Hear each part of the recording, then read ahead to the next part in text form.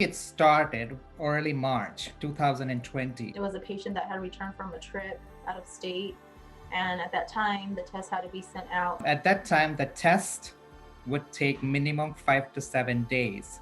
I just remembered going in and being very, very scared because it was my first time having to take care of a patient that could potentially be COVID. These patients were talking 1 minute and we were doing CPR the next minute. It is like being a firefighter and jumping into fire, right? Especially when you do not know what this virus is going to do in the next few weeks, months. The hospital had been preparing for several weeks, but nothing would prepare us for what we were about to see and experience. I put on my full PPE on, I had my helmet and everything. Why the hell, out of all the fields in medicine, I chose this? That was, an abrupt moment. And then you think about it, that God only gives you as much as you can handle. At the same time, we were also learning more and more about it. This is all, this was a time when New York and New Jersey were getting peaked. The East Coast was getting peaked. So we learned a lot from them, actually. Proning came out and we started proning more.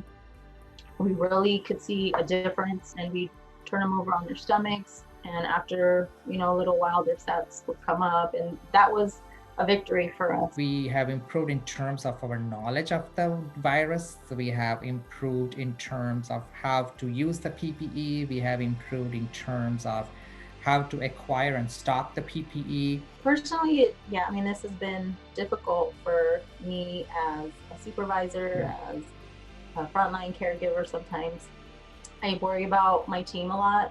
After the first couple months, I could see how tired they were. And I just remember thinking, when do I get to hug my mom again? I don't remember the last time I hugged my mom, so.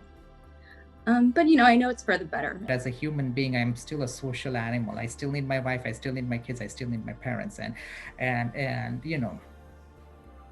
at that time you forget, you remove your white coat and you become a normal person, just as what everybody else would do.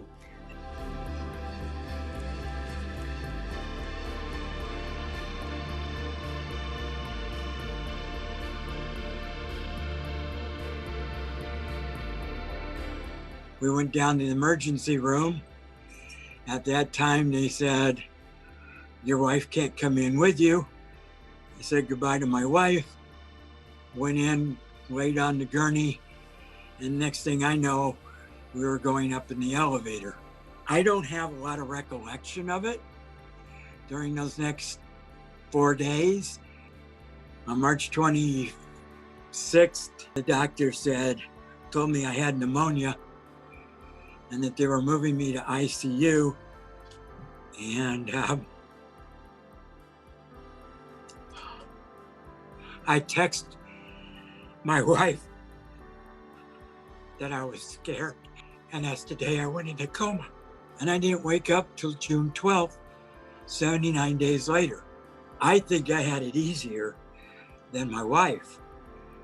And there's a picture of her with me where I'm still out of it. And yet she's in there and putting her hand on my head. And I woke up on June 10th. In the ICU, I looked up and saw a nurse. Didn't know what had happened.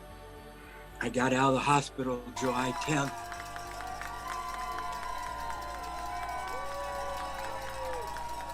I'm still doing physical therapy and occupational therapy. We still got a long ways to go, but I'm already signed up to do a half Ironman in September, so I'm gonna get this body back in shape.